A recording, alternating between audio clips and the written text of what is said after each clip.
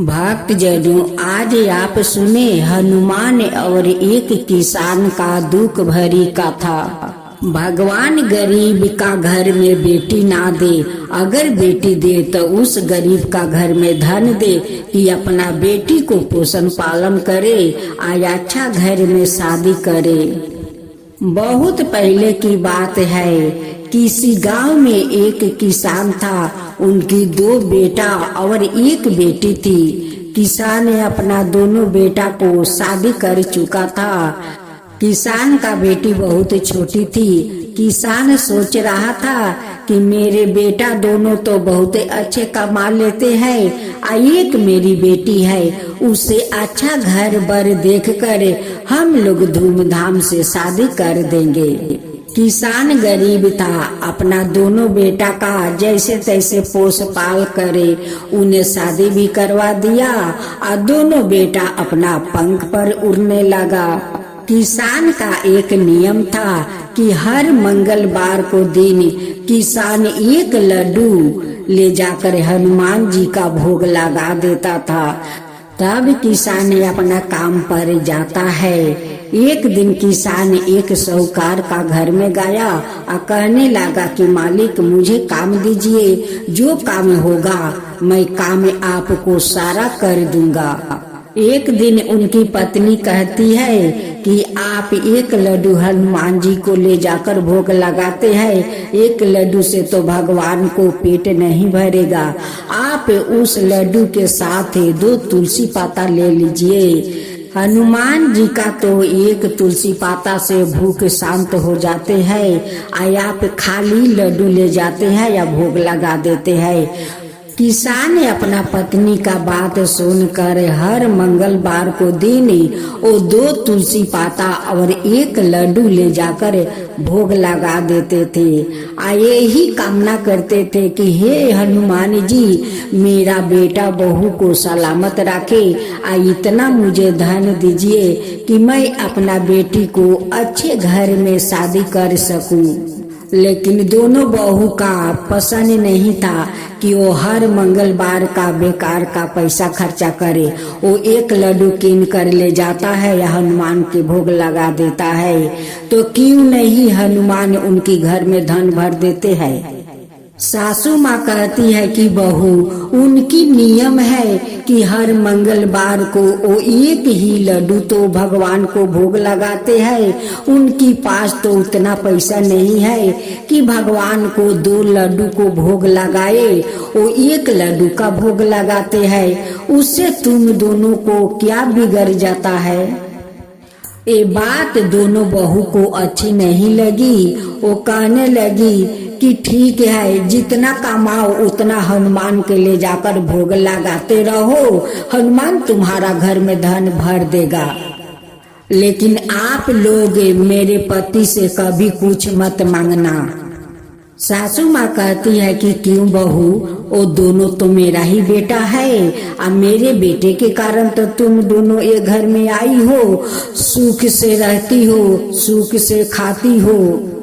मैं माँ हूँ, मेरा अधिकार है मेरा बेटा से पैसा मांगना, जो भी लगेगा वो भी मांगूंगी, ये मेरा अधिकार है। किसान बेचारा जीव जान लगा कर काम करता था कि मेरा 1 ही बेटी है, मैं भी चाहता हूँ कि अच्छा घर बर मिल जाए और अपना बेटी को अच्छे से घर में शादी कर सकूं। लेकिन दोनों बहू तो अपना सासू माँ से झगड़ा कर लेती है और अपना पति को लेकर परदेश चली जाती है। अब तो किसान और किसान का पत्नी उनकी बेटी घर में रह जाती है। इधर किसान और उनकी पत्नी का तो वयस होते जा रहा था। किसान सोच रहा था कि ये लोग तो अपना सासू माँ से इतना झगड़ा करती है, तो मेरे बेटी के लिए तो शादी में ये लोग पैसा नहीं देगा। दोनों बेटा बहू छोड़कर परदेश चला जाता है। इधर किसान बेचारा जीव जान लगा कर वो कमाता है, पैसा एक एक जोड़ कर एकत्र करता है कि अपना बेटी को मैं शादी कर सकूं। देखते देखते किसान का बेटी बड़ी हो जाती है। एक दिन उनकी पत्नी कहती है कि दोनों बेटा के पास तुम खत लिखो, वो लोग थोड़े थोड़े पैसा दे देगा तो हम लोग का बेटी को हाथ पीला कर देंगे।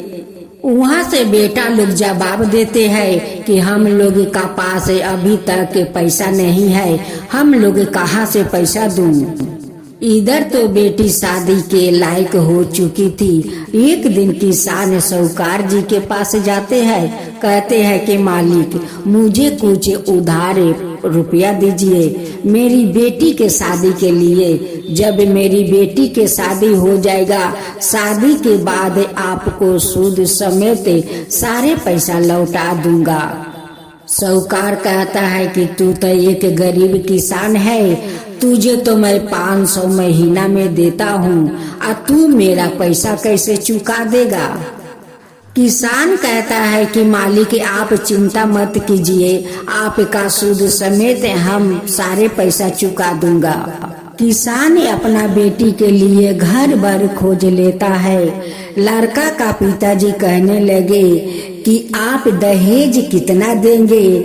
किसान हाथ जोड़कर कहने लगे कि मैं तो गरीब हूँ, आप बताइए मैं कितना आपको दहेज दूं। लड़का का पिताजी कहने लगा कि मुझे तो 10,000 चाहिए, अगर 10,000 देंगे तभी आपको बेटी इस घर में आएगी। किसान लड़का के पिता को बात मान लेते हैं, कहते हैं कि ठीक है, अभी आपको दहेज में 5,000 दूंगा, शादी के बाद मैं आपको सूद समेत दे दूंगा। किसान का बेटी का अच्छे से शादी हो गया, वो ससुराल चली गई। देखते देखते किसान का बेटी का शादी का 6 महीना हो गया। एक दिन उनकी समधी जी आते हैं, कहते हैं कि आप तो बोले थे कि शादी का बाद सारे सूद समेत पैसा दे दूंगा, तो आज मैं पैसा लेने आया हूँ। किसान हाथ जोड़कर कहने लगे कि समधी जी अभी तो मेरे पास 5,000 रुपया नहीं जमा है, कुछ दिन के और समय दीजिए, मैं खुद आपका घर जाकर पैसा चौंपा दूंगा। किसान का समधी अपना घर लौट जाता है और उस दिन से उनकी बेटी का दुख तकलीफ शुरू हो जाता है। घर में सभी लोग खाने को नहीं देते हैं, उसे मारता है, पीटता है, कहता है कि तेरा बाप तो भिखारी है, वो बोला कि दहेज मैं सारा दे दूंगा, लेकिन अभी तक तो तेरा बाप बाकी दहेज नहीं दिया। उनकी बेटी का उनकी सास, ननद, जेठानी, देवरानी बहुत दुख तकलीफ देने लगे। एक दिन उनकी बेटी के गांव से एक आदमी कहीं जा रहा था, उस आदमी को नजर किसान पर पड़ा। वो किसान भी जाता है या कहता है कि तेरा बेटी बहुत दुख तकलीफ कर रहा है, तू क्यों नहीं उनकी रिंग दे देता है, वो बाकरी रिंग दे दो। किसान साहूकार के पास जाते हैं और साहूकार से कहते हैं कि मालिक मुझे 3,000 रुपया दे दीजिए, नहीं तो मेरे बेटी को उनकी ससुराल के लोग मार कर फेंक देंगे, आप मेरे बेटी को बचा लीजिए। 3,000 रुपया देंगे तो मेरे बेटी को जान बच जाएगा। साहूकार कहने लगा कि पहले तो 3,000 रुपया ले गया है, वही पैसा अभी तक नहीं चुकाया, अब फिर आ गया 3,000 रुपया मांगने। किसान साहूकार के सामने हाथ जोड़ता है, गिड़गिड़ाता है कि मालिक 3,000 रुपया दे दीजिए, मुझे 3,000 रुपया दे दीजिए कि मेरी बेटी को जान बच जाए। साहूकार कहने लगा कि तेरा 2 बेटा कमाने वाला है, अपना बेटा से क्यों नहीं मांग लेता है, मेरा 3,000 तू कैसे चुकाएगा। तब किसान कहता है कि मालिक जो आप मुझे महीने महीने पैसा देते हैं, वो पैसा आप रख लीजिए, आपका सारा पैसा सूद हो जाएगा। साहूकार कहता है कि यारे किसान तू तो बूढ़ा हो गया है। मेरा 500 रुपया देते देते कितना दिन में तू मेरा पैसा सूद करेगा? तब तक तो तू भगवान के पास चला जाएगा, अब मेरा पैसा सूद नहीं होगा। किसान कहता है कि मालिक, जब तक मेरा शरीर में रहेगा जान, तब तक आपका गुलामी करूंगा, आपका सारा पैसा चुका दूंगा। बहुत दुख दर्द भरी बात है। आप जानते हैं कि साहूकार किसान को क्या शर्त रखा? वो कहने लगा कि ठीक है, मैं तुझे 3000 रुपया दूंगा, लेकिन तू अपने कंधे से मेरा सारा खेत जोतेगा, तभी तुझे 3000 रुपया मिलेगा। किसान का पत्नी रोती है, कहती है कि मालिक, ऐसा शर्त मत रखिए। कैसे मेरे पति आपका कंधे पर हाल लेकर ये सारा खेत जोतेगा? एक बैल एक मेरे पति कैसे खेत जोतेगा? किसान अपना पत्नी को समझाते हैं कि तुम मत रो, मैं खेत जरूर जोतूंगा। साहूकार अपना नौकर से कहता है कि तू जाकर हाल पकड़े, और किसान उस बैल के साथ वो खेत जोतेगा। ये सारा खेत उसको जोतना है। किसान हनुमान को नाम लेकर सारा खेत तो जोत दिया। उस साहूकार 3000 रुपया दिया। जब तक किसान अपना बेटी का घर जाता है, उतना समय में उसका ससुराल वाले सभी मिलकर उनकी बेटी को जला देते हैं। किसान जाकर कहता है कि समधी जी, आप कहाँ हो? आपका पैसा मैं सारा लाया हूँ, आप लीजिए। लड़का का बाप आता है, पैसा ले लेता है। जब किसान बोला कि मैं अपना बेटी से मिलना चाहता हूँ, वो कहने लगा कि आपका बेटी यहाँ नहीं है, वो कहीं घूमने गई है। उनकी बेटी को जो वो लोग जलाए थे, उनकी गंध अभी तक माने वहाँ पर था। वो किसान के नाक में जले जले का गंध आ रहा था। वो कहने लगा कि यहाँ पर लगता है कि मांस जलता है, मांस जलने का गंध आता है। किसान का समधी कहने लगा कि हम लोग का नाक में तो कोई गंध नहीं आया। वो किसान कहता है कि नहीं समधी जी, लगता है कि किसी को लाश जल रहा है, उसी का गंध आ रहा है। आप मेरे बेटी से मिलवा दीजिए, मैं चला जाऊंगा। वो सारे ससुराल वाले मिलकर उनकी बेटी को तो जला दिया था, वो कहाँ से मिलवाएगा उनकी बेटी से? किसान तो समझ गया कि मेरे बेटी को ये लोग मिलकर जला दिया है, मेरी बेटी को जला हुआ लाश के गंध आ रहा है, ये मेरी बेटी नहीं है, मेरी बेटी को ये लोग मिलकर जला दिया है। वही पर किसान रोता है, अपना सर पटकता है, हनुमान को पुकारते हैं कि ये हनुमान जी, आपको तो मैं रोज एक लड्डू का भोग लगाया करते, आप मेरे बेटी के साथ क्या करवा दिया?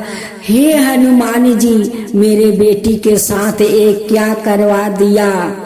अगर आप मेरे बेटी को पति सूद नहीं लेंगे तो आपको मैं कभी भगवान नहीं समझूंगा, कभी नहीं समझूंगा। आपको तो सभी लोग संकट मोचन कहते हैं, आप तो सभी को दुख दूर करते हैं, लेकिन मैं क्यों दुख में डूबा हूँ? क्यों मेरे साथ ऐसे हुआ? क्यों मेरे बेटी को ये लोग जान से मार दिया? इसका पति सूद कौन लेगा? ये हनुमान मुझे बताइए कि इसका पति सूद कौन लेगा? मेरा बेटी को कौन देगा? आप बताइए। मेरा दोनों बेटा बहू हम लोग का छोड़कर चला गया, ये लोग मेरे बेटी को छीन लिया, मैं जाऊं तो कहाँ जाऊं? ये हनुमान आप बताइए। किसान का दुख भरी वियोग सुनकर हनुमान साक्षात वहाँ पर प्रकट होते हैं। हनुमान जी कहते हैं कि आप चिंता मत करो, जो लोग आपका बेटी के साथ ऐसा किया है उन्हें तो सर्वनाश कर दूंगा, उन्हें मैं कभी माफ नहीं करूंगा। हनुमान जी साहूकार का सारा धन संपत्ति नष्ट कर देते हैं और किसान का घर भर देते हैं। तब उस साहूकार का नौकर कहता है कि आज से मैं आपका घर में कोई काम नहीं करूंगा, मैं इस किसान का बेटा बन कर रहूंगा और इनकी सेवा करूंगा। उस नौकर किसान को बेटा बन गया और दोनों पति पत्नी का सेवा करने लगा, दोनों को माता पिता कहकर पुकारने लगा। एक दिन किसान उनको शादी करवा देते हैं, घर में बहू लाते हैं। बहू को एक बेटी होती है। किसान अपना पोती को देखकर बहुत खुश हो जाते हैं, कहते हैं कि मेरे बेटी पोती के रूप में आई है, ये मेरे लक्ष्मी है, ये मेरा लक्ष्मीनिया है, मेरे पोती लक्ष्मीनिया है। किसान और किसान का पत्नी उनकी मुंह बोली बेटा हनुमान जी को कुटी कुटी धन्यवाद देने लगे।